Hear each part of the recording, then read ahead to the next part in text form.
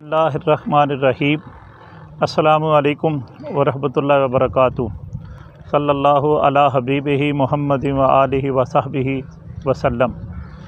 तो हज़रत इकरामी कदर, मैं आपकी खिदमत के अंदर पुठ कंडा के अंदर के मतलब कुछ गुजारिशात जो है वो रखना चाहता हूँ। तो ये पुठ कंडा होता है, ये देखें, ये एक पुठ कंडा है। इसके कंडे वगैरह जो है वो उल्टे होते हैं। जब इसको नीचे से पकड़ के ऊपर किया जाए तो ये जो कांटे वगैरह होते हैं वो आदमी को हाथों के अंदर लग जाते हैं।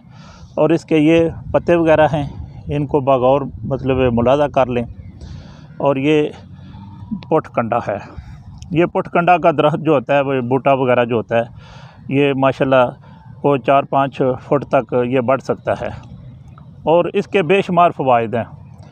तो एक फ़ायदा जो है मैं आपकी खिदमत के अंदर वो रखना चाहता हूँ। तो आपने करना कुछ यूँ है कि इस पुठ कंडे के ये जितना मतलब पत्ते वगैरह हैं और कंडे वगैरह हैं और जो शाखें वगैरह हैं, आपने ये सारा कुछ ले लेना है। तो लेकर आपने किसी भी दौरी के अंदर इनको लेकर तो कूटें। जैसे मेहंदी वगैरह जी होती है, इस तरह का ये आपका नुक्ता वगैरह बन जाएगा मेहंदी की शक्ल की सूरत में।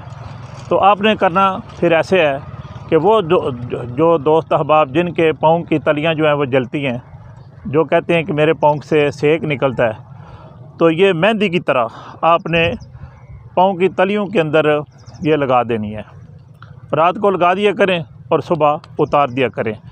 तो इससे अल्हम्दुलिल्लाह आपके पाँव की तलियां जो हैं वो जलना बंद हो जाएंगी। अल्हम्दुलिल्लाह ये बड़ी कारआमद चीज़ है।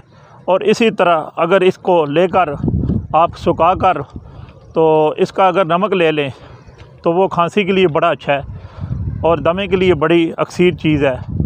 और अगर आप इसके अंदर सिमुल फार का कुश्ता करना चाहते हैं तो वो कुश्ता जो है वो बड़ा बाकमाल बन जाता है। मैं दुआ करता हूँ कि अल्लाह ताला मुझे और तमाम मुसलमानों को अल्लाह ताला की जितनी नेमतें हैं इनसे अल्लाह ताला हमें आगाही अता फ़रमाए।